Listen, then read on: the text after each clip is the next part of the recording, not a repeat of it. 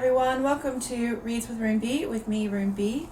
We are continuing with Gumshoes, The Case of Madison's Father by Russell Nolte. We are on Chapter 10, The Bug. The Gumshoes lab looked like a tornado had ripped through it. Stewart and Madison searched everywhere, flipping over chairs, rummaging through piles of comic books, and, heaven forbid, moving Timothy's equipment to look in the crevices between the machines. "Have you found it yet?" Stewart shouted from behind Timothy's desk. "I don't even know what I'm looking for, really, so no," Madison said from under the couch. "It's a round, magnetic GPS tracker, roughly the size of a nickel. There's a wireless microphone taped to the back. We'll use it to listen to Otis Howard's conversations and the GPS to track his movements. We had 6 of them before. Well, let's just say some of us are forgetful about recovering them from cases." "Yes, that would be you, Stewart," Timothy said as he walked into the room. "We've had a number of bugs destroyed by guilty parties, particularly when one of us hasn't been very astute in hiding them. You could have asked for my help." I didn't think you'd leave school," said Stewart. "You'd never miss a class. Not one in your entire life." Timothy reached under his desk and pulled out a small plastic box. "Yes, well, some things are just more important." "Like friendship?" asked Stewart. "Possibly. Maybe there's hope for you yet." Timothy flipped open the box and retrieved 3 microphones with tracers attached inside. "Don't be an idiot. I've got to make sure you don't destroy my equipment. I hid them for just such an occasion." "A classmate's father is being kidnapped?" asked Madison. No, one in which I can be the hero," said Timothy. Stewart slapped Timothy on the back. "You're weird but brilliant. Can you stay here and track the bug once we placed it?" "Of course," said Timothy. "It's what I'm best at." Stewart snapped the plastic box closed and slid it into his pocket.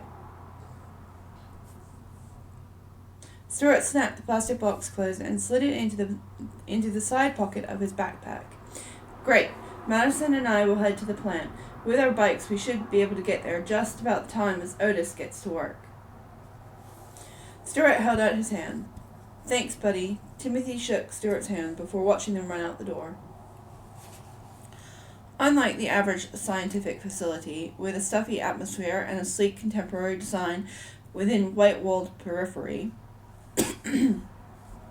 Thomas Pharmaceuticals had converted a 2-story World War I munitions factory into a 50-story behemoth. They had not only kept the brick facade, but also moved the smokestacks onto one roof in order to pay homage to the town's roots. Its smokestacks no longer released hazardous chemicals, and its weapons assembly lines had long been removed. The structures still remained, and still maintained an ominous look that reminded all passers-by of both simpler and more dangerous times.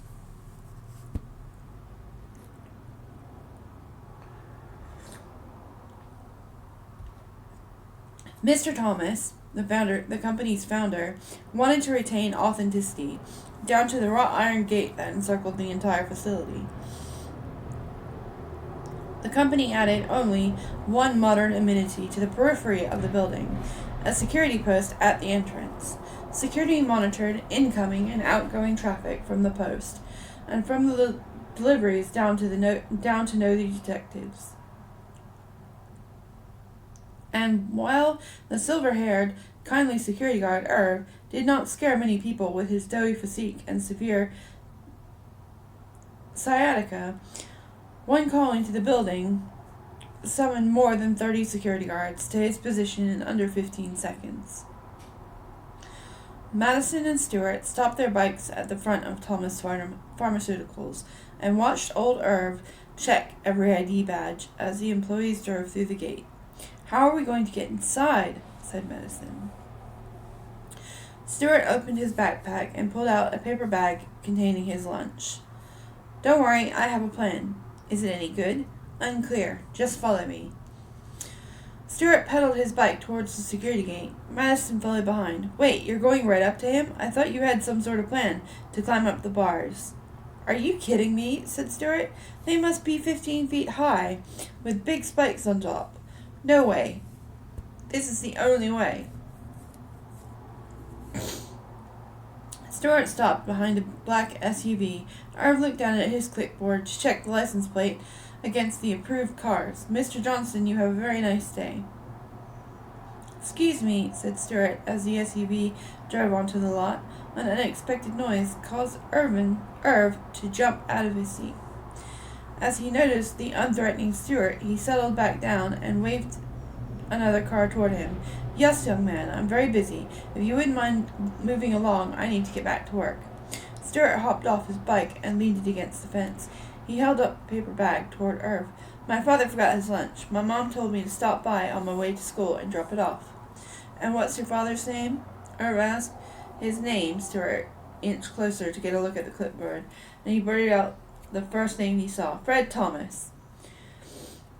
I highly doubt your father is the owner of the company, son. I think you need to move along and head off to school. Stuart puffed out his chest, offended. How dare you? Excuse me? Irv said.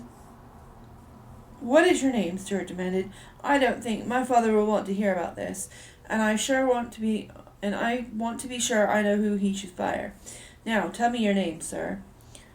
Well, I'm very sorry. It's just I know he goes out to lunch, and he's never mentioned his son to me. Are you friends with my father? I like to think we have a professional relationship. Have you ever been to our house for dinner? Well, no. Has he ever taken you golfing or invited you onto his fishing boat? No. Then how dare you presume to know the inner workings of his household?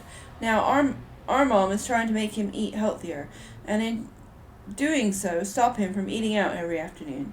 In order to do that, she's had our housekeeper prepare his lunch. A healthy tofurkey sandwich with celery sticks and a fruit cup. Do you want him to die? No, said Irv. I love your father. Then please, for the love of all things, allow me to give him his lunch.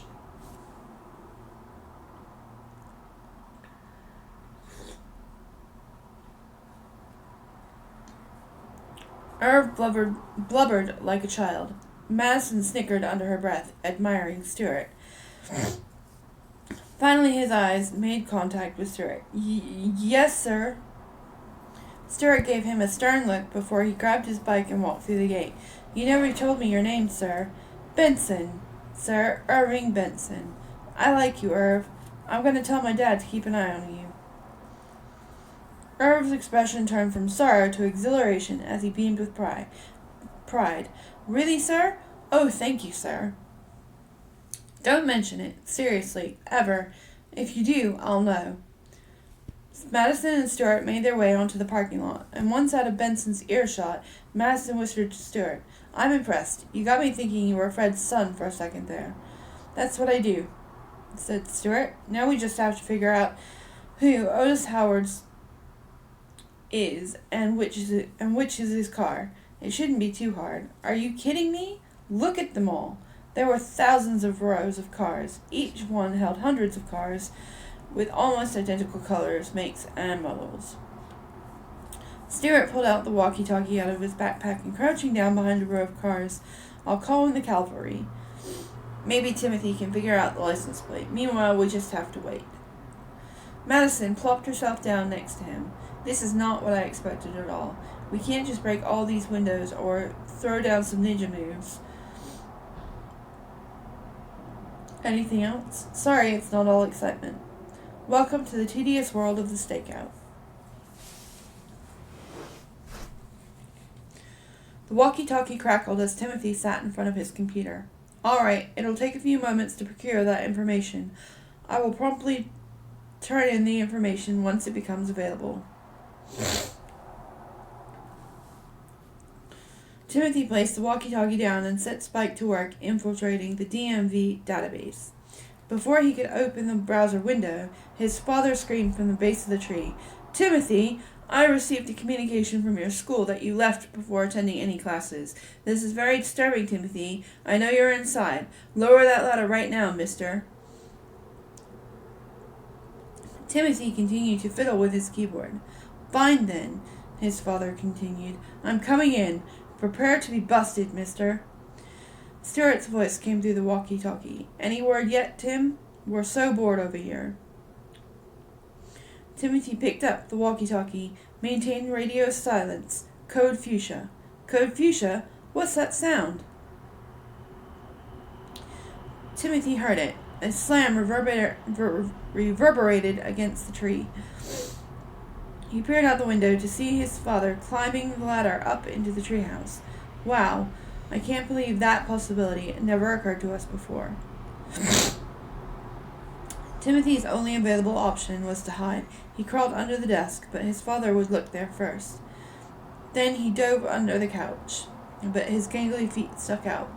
He even sank into Stuart's pile of clothes, but the stench caused him to gag after barely 2 seconds. Finally, he looked at the window opening. Madison had climbed up from the ground, so there must be a hole right outside the window. Timothy climbed up onto the ledge and saw the branch outside the window. His intense fear of heights, a long-standing phobia that his father was well acquainted with, would provide his cover for the exit out onto the ledge. Don't look down, don't look down, don't look down. Timothy closed his eyes and grabbed the branch. Keep it together. The door to Gumshoe headquarters opened as Timothy leapt out onto the tree branch.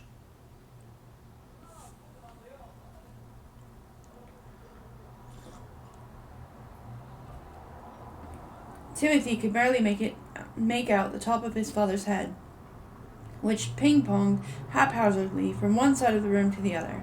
After several minutes, Timothy heard his father say, Well, I guess he's not here then. Where could that boy be? Timothy's arms were burning and his grip was faltering. He wished his father would give up and leave quickly. His father's phone rang. Yes, sir, I understand, but I had to. Yes, sir, I'll be there right away. Timothy's father hung up the phone. That boy is so lucky. He'll get his later on. Timothy watched his father's head bob out of the treehouse. He let out a sigh of relief and then fought to make his way back into the treehouse. Timothy sat down at his desk, and soon he was back into his rhythm. Within seconds, he had cracked the database, and Timothy navigated inside the system. Timothy pulled up Otis Howard's file and picked up his walkie-talkie. I found him. He said. His license plate is GLS 9782. Do you see it? Madison and Stuart stood in front of a white luxury sedan with the license plate. GLS 9782. Stuart clicked the walkie-talkie. Got it. Thanks, buddy. Stuart stuffed the walkie-talkie back into his backpack. All right, I'm going to place the tracer. You stay here and be on the lookout. No way. I want to see what you do. This is my case, too. Matt, it's my dad. Fine. Stuart pulled one of the bugs out and flipped it on. All right, the tracer is easy. We just slap it onto the bottom of the car, like so. Stuart bent down, unclipped the microphone, and placed the tracer on the front bumper of the car. He flicked it on. It's magnetic, so we'll know exactly where he's going. Stuart picked up the walkie-talkie. Are you reading the signal, Tim? Loud and clear, strong signal. Stuart ambled around the car to the passenger's front window with Madison behind him. This bug is harder because obviously we have to get it inside the car. He circled the car, looking at each window to see if one was open. Unfortunately, all the windows were sealed shut. Crud. They usually leave a window slightly cracked. He turned to Madison. I don't suppose you have a wire hanger on you? Oh yeah, she said. Let me just pull it out of my gigantic everything purse.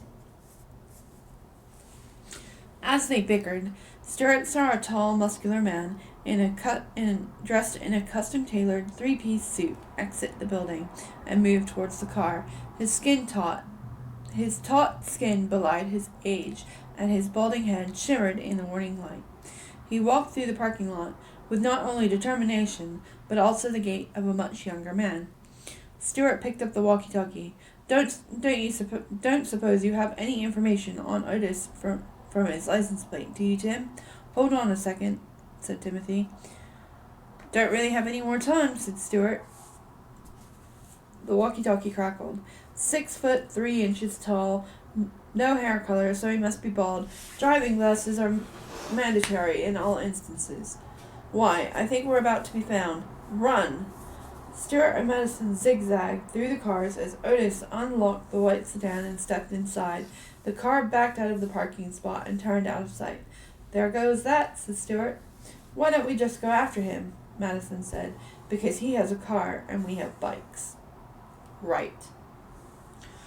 Plus, I don't think we can get in here again. We could. No, it's too dangerous, but I have a plan. What? Tell me. I'll do anything. We go and place the bug in Otis's office, but it's way riskier. Let's do it. All right, then. Madison and Stuart walked toward the building entrance as the sun rose over the Thomas Pharmaceuticals complex. And that is the end of Chapter 10, The Bug.